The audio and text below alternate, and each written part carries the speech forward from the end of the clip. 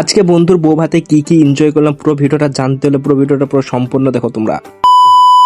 তো আজকে দুপুর আমি বাইক নিয়ে বেরিয়ে পড়লাম আজ বউ ভাতের যাওয়ার জন্য বন্ধু। তো একটা গিফট নিয়ে নিলাম, তারপর বিয়ে বাড়ির সামনে চলে এলাম। তারপর এসে দেখছি তো আমার অনেক বন্ধু এখনো আসেনি, তো আমি প্রথমে এলাম।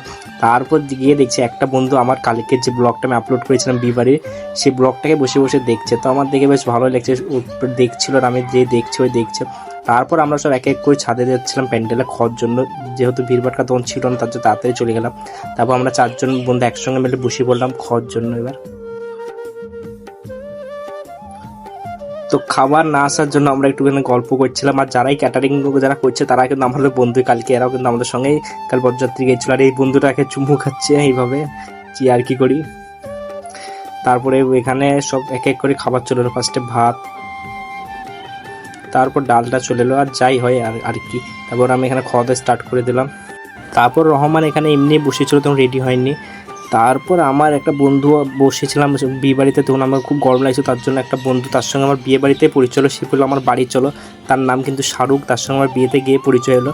তো সে আমাকে ওর বাড়ি নিয়ে গেল। তো বাড়িতে যেয়ে ওর আমি উপর ঘরে আমাকে বসতে দেওয়া, আমার তখন চোখ গেল এখানে ওর বাড়ির এখান থেকে অনেক ভিউ আসছিলো। মানে এখানে একটা প্রাইমারি স্কুল আছে, বাচ্চারা পড়াশোনা করছে আর কি, স্কুলটা প্রাইমারি স্কুল। তারপর আমার ওখানে চোখ গেল ওর উপরে সানসেটের দিয়ে, ওখানে দেখলাম অনেক ট্রফিও জিতেছে। আমি জিজ্ঞেস করলাম এগুলো কিসের ট্রফি তোমার?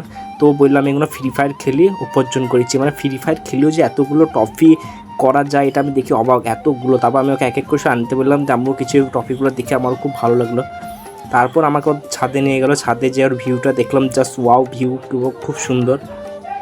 তোমরা একটু দেখে নাও ছাদের উপরটা, খুবই সুন্দর লাগলো আমার ছাদটা ওদের।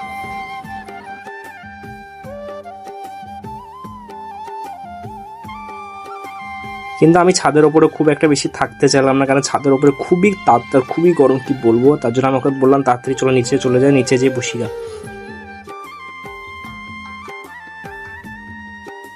তারপর দেখছি বন্ধু ব্লেজার পরে পুরো রেডি। আরেকটা কথা আমি বলে দিই, রহমান তুমি যদি আমার ভিডিওটা যদি দেখে থাকো তাহলে তোমাকে বলে তোমার নতুন জীবনে অনেক অনেক তোমাকে শুভেচ্ছা, আর অনেক আমার তরফ থেকে অনেক তোমাকে ভালোবাসা রইলো। তোমার জীবনটা খুব সুন্দরভাবে কাটুক।